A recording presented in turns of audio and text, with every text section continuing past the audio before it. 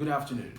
Here is the national news from our studio, BGI TV, Baba Bagede Imo TV.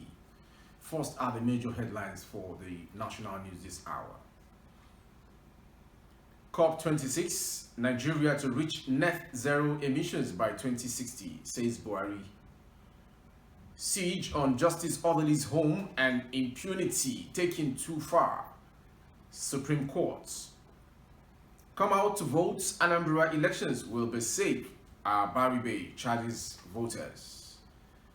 Death toll rises to 20 in Ikoyi building collapse, now in details.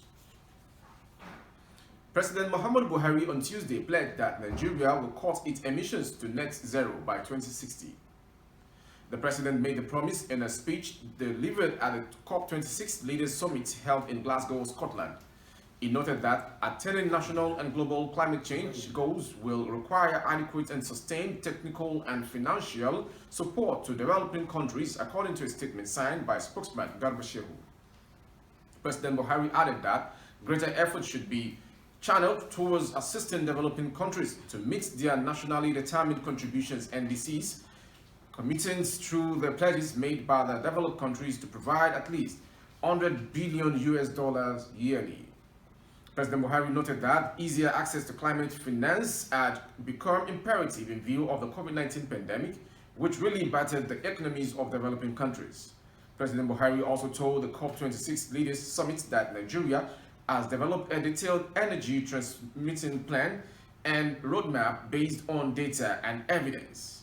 He explained that the plan has highlighted some key facts that forces the difficult conversations.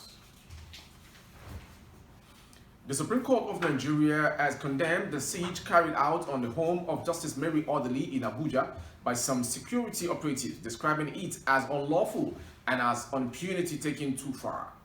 It also described the attack as uncivilized and a shameful show of primitive force on an innocent judicial officer. This was disclosed in a statement signed by its Director of Press and Information, condemns, on Tuesday. The Apex Court said it was deeply saddened by the incident, adding that it brought back painful and ugly memories of the October 2016 midnight invasion of the homes of their respective justices, with no satisfactory explanations as to the true motive behind such brazen assault on their collective sensibility. The statement added that the judiciary is the third arm of government and it should be respected and treated as such.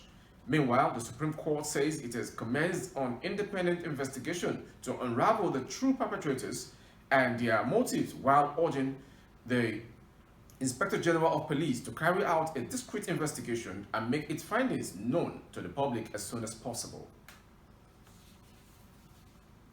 Senate Minority Leader Enyinaya Abaribe on Tuesday said the forthcoming Anambra elections will be safe amid fears that the poll may be marred by a low turnout of voters. Senator Abaribe gave the assurance while speaking on politics today. "I don't think low voters turnaround is peculiar to Anambra State," he said. "For a long time in Nigeria, a lot of people have not bothered to vote because they have always felt cheated and felt that their vote does not count." He said, "I was in Anambra last week and we went around the market to the universities and met business leaders, and everything was doing was to tell people to come out and vote because it's going to be very, very safe and fair, and people should not be afraid that there will be a lot of violence. There won't be. The skirmishes that happened earlier, what we thought was that it was designed to make people not to come out to vote for a particular end. And that end, I don't think it's going to work because we have now been there and talked to people. The state's gubernatorial election is scheduled for November 6th and will be contested by over a dozen political parties." More people have been confirmed killed and more survivors rescued hours after a high-rise building collapsed in the Ikoyi area of Lagos State. Reports gathered the incident, which occurred on Monday afternoon along Wesley Road in the commercial hub of the nation, while 4 persons were killed and 5 others rescued as of Monday night. The death toll and number of survivors rose on Tuesday as rescue efforts continued through the night. According to the spokesman for the National Emergency Management Agency, NEMA, 16 more bodies have been recovered. He added that 5 more persons trapped under the rubble have been rescued by emergency responders at the scene. And this brings the total figures of those killed and rescued so far to 20 and 10 respectively. The Deputy Governor of Lagos State, Dr. Obafemi Hamzat, who visited the sites amid tight security, explained that the premise of the collapsed building has been sealed by the government agency in charge of testing for more investigation into the integrity of the structure. In case you're just joining for the first time or you want to get more of our broadcasts, we have 3 basic social media handles.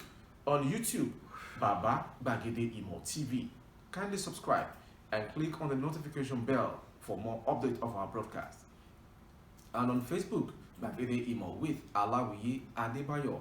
Please follow and like the page to be part of the family. And on Instagram, Gbagede Imo _22. For advert placements and booking of coverage of your event and occasions, 070-3822-6160. Before we call it a wrap, let's quickly have the headlines once again. COP26 Nigeria to reach net zero emissions by 2060, says Buhari. Siege on Justice Orderly's home and impunity taken too far, Supreme Courts. Come out to vote, Anambra election will be safe, Abaribe charges voters. Death toll rises to 20 in Ikoyi building collapse. I am yours faithfully, Rabila Lawal. Thank you for watching.